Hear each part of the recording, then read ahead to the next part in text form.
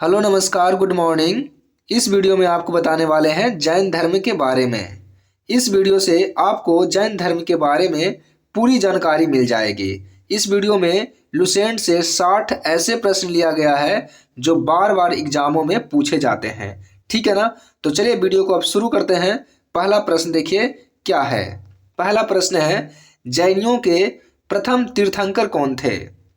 तो प्रथम तीर्थंकर कौन थे? तो आपका ऑप्शन यहाँ रहेगा और आपको बताना है। ठीक है। तो इसका राइट आंसर हो जाएगा ऑप्शन सी, ऋषभदेव। ठीक है। प्रथम कौन थे? ऋषभदेव थे। ठीक है। जैन धर्म के 23वें तीर्थंकर कौन थे? 23वें तीर्थंकर कौन थे? तो आपको बताना है 23वें के बारे में। तो वो थे पार्श्वनाथ। ठीक है। टोटल आपसे पूछेगा तो कितने? 24। पहले कौन थे? ऋषभदेव। 23वें कौन थे? पार्श्वनाथ। और 24वें कौन थे? महावीर। ठीक है। अगला प्रश्न है, सब आएगा प्रश्न। हाँ, देखिए वीडियो देखने के बाद आप एक बार क्या करोगे कि एक बार आप खुद पीडीएफ लेकर, पीडीएफ कैसे आपको मिलेगा? तो इस नंबर पे व्हाट्सएप करके सिर्फ लिखना है आपको पीडीएफ चाहिए और आपको लिख देना है जैन धर्म। तो मैं समझ जाऊंगा कि आपको जैन धर्म का पीडीएफ चाहिए। पीडीएफ लेने के बाद खुद से एक बार क्वेश्चन को रिवाइज कर लीजिएगा तो आपको पूरा क्लियर हो जाएगा। पीडीएफ आपको फ्री मिलेगी, इसका कोई कॉस्ट फिलहाल में तो नहीं है। ठीक है ना। आगे पता नहीं, लेकिन अभी फ्री चल रहा है। तो चलिए, पार्श्वनाथ के पिताजी का नाम क्या था? तो इनके पिताजी का नाम था क्या? अश्वसेन। पार्श्वनाथ के पिताजी का नाम क्या था? अश्वसेन। अगर माता की बात कर लें तो महावीर की माता की बात कर लें, महावीर की माता त्रिशला थी। कौन थी? त्रिशला। और त्रिशला किसकी बहन थी? तो चेटक की बहन थी। ठीक है ना। त्रिशला चेटक की बहन थी और त्रिशला माँ थी किसकी? महावीर की। ठीक है। पार्श्वनाथ के माता जी का नाम क्या था? यही तो आपको अभी पूछ रहे थे। रानी बामा देवी। ठीक है ना। रानी बामा देवी पार्श्वनाथ की माता जी थी। ठीक है। अगला प्रश्न है, पार्श्वनाथ द्वारा दी गई शिक्षा कौन है? पहला ऑप्शन आपका है हिंसा न करना। ऑप्शन बी में है सदा सत्य बोलना, चोरी न करना, संपत्ति न रखना, या इनमें से सभी। तो इनमें से सभी है। ठीक है ना। यानी हिंसा न करना, किसी पे अत्याचार नहीं करना, हमेशा सच बोलना, चोरी नहीं करना और संपत्ति नहीं रखना है। ये चार बोले थे कौन? पार्श्वनाथ जी। ठीक है। अगला प्रश्न देखिए, 7 नंबर प्रश्न है, पार्श्वनाथ कितने वर्ष की अवस्था में संन्यास ग्रहण कर लिया था? यानी कितने वर्ष की अवस्था में वो संन्यास ग्रहण कर लिए थे? तब वो 30 वर्ष की अवस्था में संन्यास ग्रहण कर लिए थे। कौन? पार्श्वनाथ है। अगर महावीर की बात करें तो महावीर भी 30 वर्ष की अवस्था में कर लिए थे और पार्श्वनाथ भी 30 वर्ष की अवस्था में कर लिए थे। ठीक है ना। अगला प्रश्न देखिए, जैन परंपरा के अनुसार जैन धर्म में कुल कितने तीर्थंकर हुए? तो आपको पहले बता दिया गया है 24। और 24वां कौन थे? महावीर स्वामी। और अंतिम थे कौन? महावीर स्वामी 24वें और अंतिम। ठीक है ना। अंतिम। ठीक है, ये तो आप जानते हैं। अगला प्रश्न, तो क्यूज कीजिएगा ना, एक बार आप पीडीएफ से क्यूज कीजिएगा तो आप खुद जल्दी जल्दी कर लीजिएगा। ठीक है, इसलिए बोल रहा हूं कि पीडीएफ ले लीजिएगा। जैन धर्म के संस्थापक कौन थे? तो जैन धर्म के संस्थापक जो पहले होंगे वही तो होंगे। ठीक है ना। तो जैन धर्म के जो संस्थापक थे वो थे ऋषभदेव। ठीक है, और पहले भी थे वो। अगला प्रश्न है, महावीर जी का जन्म कब हुआ था? तो महावीर जी का जन्म हुआ था 540 ईसा पूर्व में हुआ था। ठीक है। अगला प्रश्न है, महावीर जी का जन्म कहाँ हुआ था? तो ये हुआ था इनका जन्म कुंडग्राम, जो वैशाली में पड़ता है, कुंडग्राम। ठीक है। अगला प्रश्न है, महावीर का जन्म किस क्षत्रिय गोत्र में हुआ था? तो किस में हुआ था? ज्ञात्रिक में हुआ था। ज्ञात्रिक। इसमें जात्रिक लिखा हुआ है, ज्ञात्रिक होना चाहिए। ठीक है ना। ज्ञात्रिक कुल में हुआ था, ऑप्शन डी। अगला प्रश्न 14 नंबर, महावीर के बचपन का नाम क्या था? तो महावीर का बचपन का नाम था वर्धमान। क्या नाम था? वर्धमान। उनके पिताजी का नाम था सिद्धार्थ। और सिद्धार्थ किनका बचपन का नाम था? गौतम बुद्ध, जो कि अगले चैप्टर में पढ़ाया जाएगा आपको, ठीक है। महावीर कितने वर्ष की अवस्था में संन्यास ग्रहण कर लिए थे?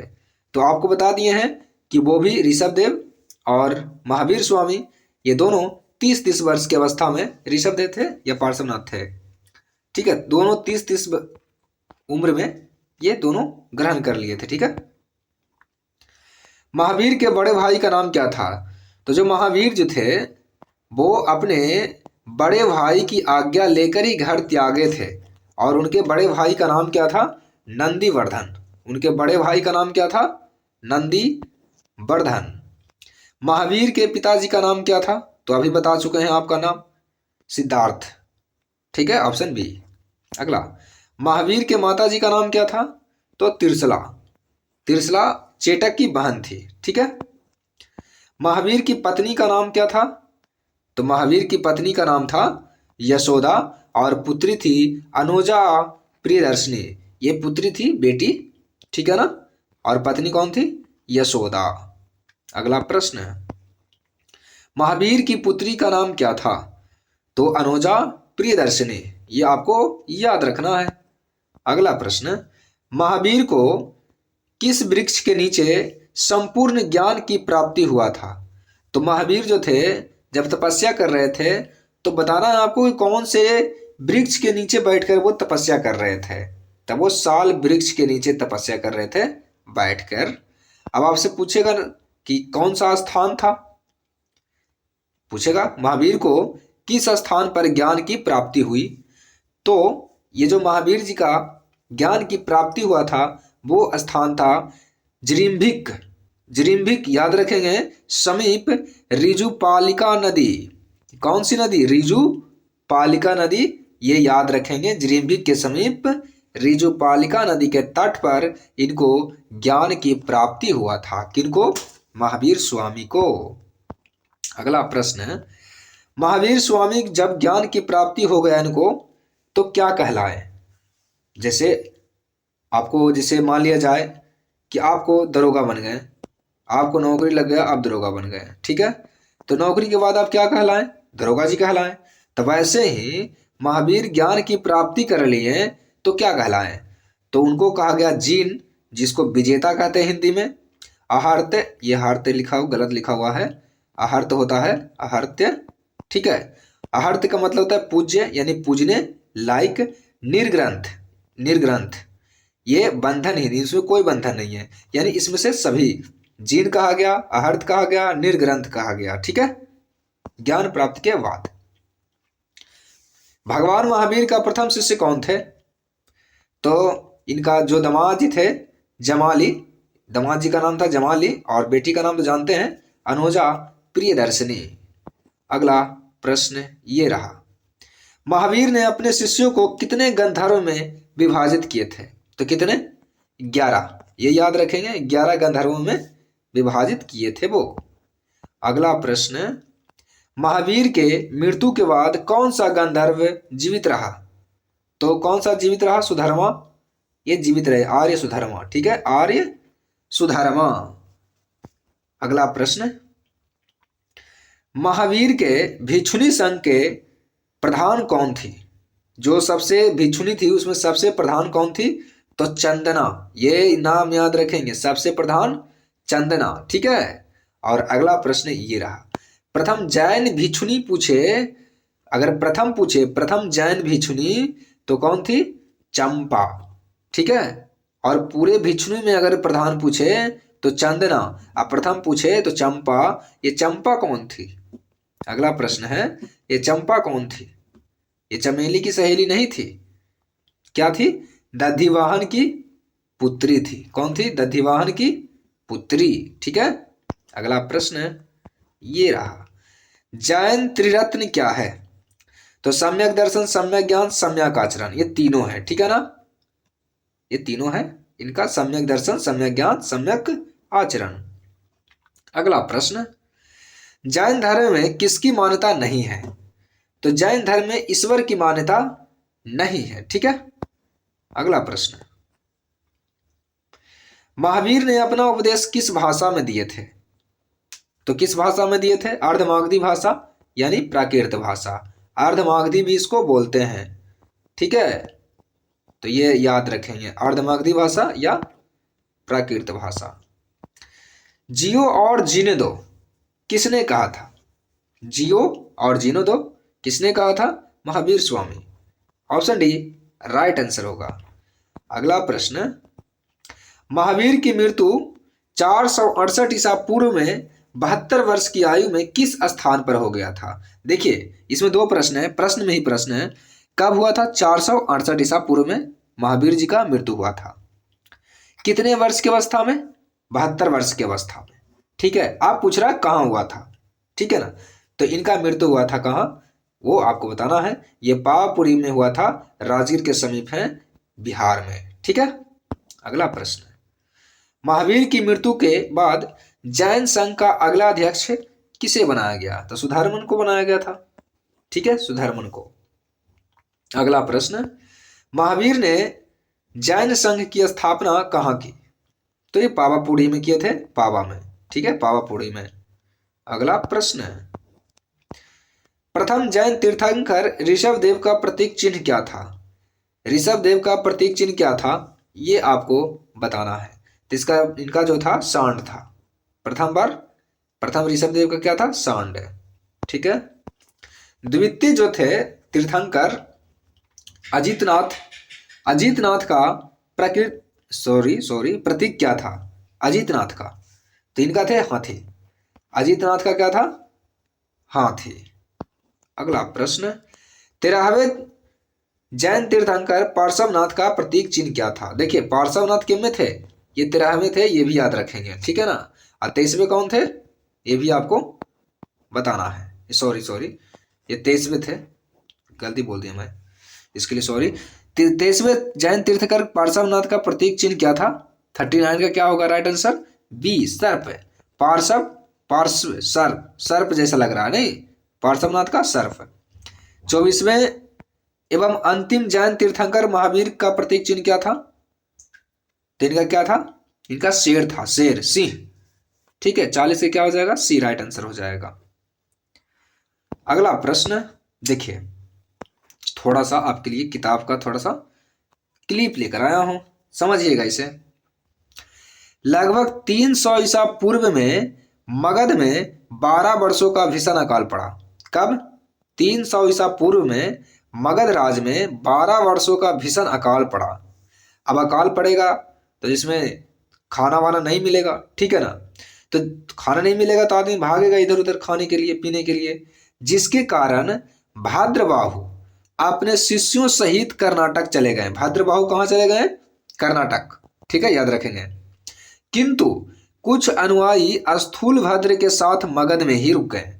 देखिए भाद्रबाहु भाग गए, भाद्रबाहु से भाग गए। ठीक है, अपने शिष्यों को लेकर भाग गए कहाँ? कर्नाटक चले गए। स्थूलभद्र स्थिर रह गए, रुक गए। ठीक है, भाद्रबाहु के वापस लौटने पर मगध के जो साधु थे उनका गहरा मतभेद हो गया, उनसे मतभेद हो गया, लड़ाई झगड़ा हो गया, जिसके परिणाम स्वरूप जैन 2 भागों में बट गए। जैन किस में बट गए? 2 भागों में। एक भाग श्वेतांबर कहलाए और दूसरा भाग दिगंबर कहलाए। ठीक है ना, जो स्थूलभद्र वाला था, देखिए आधा सा स्थूलभद्र का जो शिष्य था श्वेतांबर बन गए। ठीक है, श्वेतांबर किसको कहते हैं? जो श्वेत वस्त्र का धारण करते हैं। और जो भाद्रबाहु का जो शिष्य थे वो दिगंबर बन गए। देखिए स्थूलभद्र वाला याद रखिएगा तो आपको ऑटोमेटिक भाद्रबाहु वाला याद हो जाएगा, क्योंकि 2 भागों में बटा था, एक श्वेतांबर और एक दिगंबर। तो श्वेतांबर जो उजला कपड़ा पहन कर रहता था, और दिगंबर जो थे वो भाद्रबाहु के शिष्य थे। जो दिगंबर थे वो नंगे रहते थे, नग्न, कुछ नहीं पहनते थे वो। ठीक है ना, तो श्वेतांबर और दिगंबर में बंट गए। तो आपको एक बार और समझा देता हूं कि अकाल कब पड़ा? 300 ईसा पूर्व में 12 वर्षों का अकाल पड़ा, जिससे भाद्रबाहु भाग गए और रह गए स्थूलभद्र।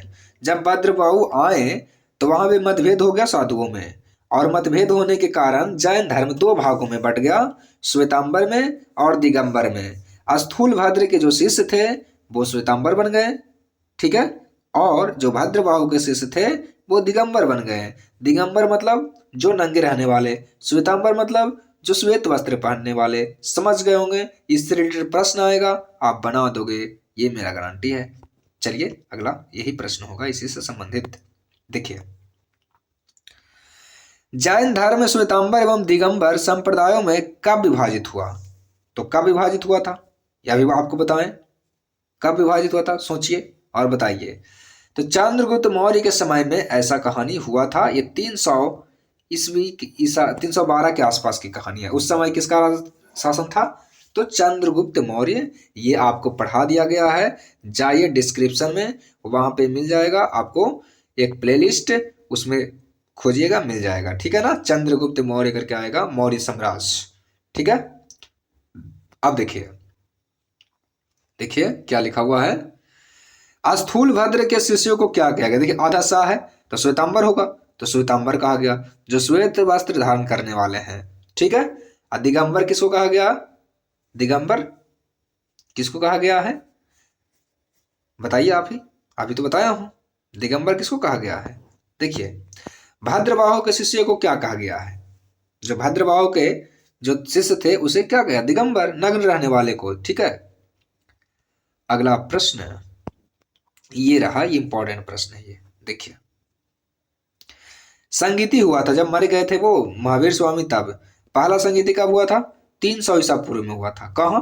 स्थल का नाम पाटलिपुत्र में हुआ था, और उसका अध्यक्ष कौन थे? स्थूल भद्र। ठीक है, दूसरा कब हुआ था? 512 ईस्वी में हुआ था। ये ईसा पूर्व में हुआ था, ये ईस्वी में हुआ था। ठीक है, ये कहाँ हुआ था? बल्लभी, जो गुजरात में पड़ता है। इसके अध्यक्ष कौन थे? क्षमा श्रवण। ठीक है, तो इस टाइप से देखिए आपको कितना बढ़िया से आपको बताया गया है पीडीएफ बना बनाकर। बहुत ही मेहनत लगता है इसमें बनाने में, जो बनाता है उसी को पता चलता है। प्रथम जैन संगीति कब हुई? तो अभी तो बताया हूं, 300 ईसा पूर्व में हुआ था, और दूसरा 512 ईस्वी में हुआ था। प्रथम जैन संगीति कहाँ हुआ था? तो अभी बताया है ना, पटना में, पाटलिपुत्र। दूसरा कहाँ हुआ था? कुंडल, दूसरा हुआ था बल्लभी, गुजरात में, सॉरी। प्रथम जैन संगीति के समय अध्यक्ष कौन थे? अभी तो बताया हूं। प्रथम जो जैन संगीति के अध्यक्ष थे वो कौन थे, आप बताएंगे। तो स्थूल भद्र थे प्रथम के, और दूसरा का क्षमा श्रवण। द्वितीय जैन संगीति कब हुई थी? तो 512 में हुआ था। यानी 512, तो 500 से ज्यादा है ना, तो 512 है यानी ज्यादा 500 से, तो छठी शताब्दी हो जाएगा। ठीक है ना, 500 से कम होता तो पांचवी। जैसे 612 रहता तो 7वीं शताब्दी, 812 रहता तो 9वीं शताब्दी। ठीक है, ज्यादा रहेगा तो उतना से ज्यादा बोलेंगे। ठीक है, द्वितीय जैन संगीति कहां पर हुई? तो बता तो दिया हूं, ये बल्लभी गुजरात में हुआ था, और 512 ईस्वी में हुआ था। द्वितीय जैन संगीति के समय अध्यक्ष कौन थे? तो क्षमा श्रवण, आपको याद भी दिला दिया है, क्षमा श्रवण। खजुराहो में जैन मंदिरों का निर्माण किन शासकों ने करवाया था? तो जो खजुराहो के मंदिर है उनका निर्माण किसने करवाए थे? तो उनका निर्माण चंदेल शासकों ने करवाए थे, और चंदेल वंश का शासक, जो वंश का संस्थापक था, वो ननुक था, ननुक। मौर्योत्तर युग में जैन धर्म का प्रसिद्ध केंद्र कौन था?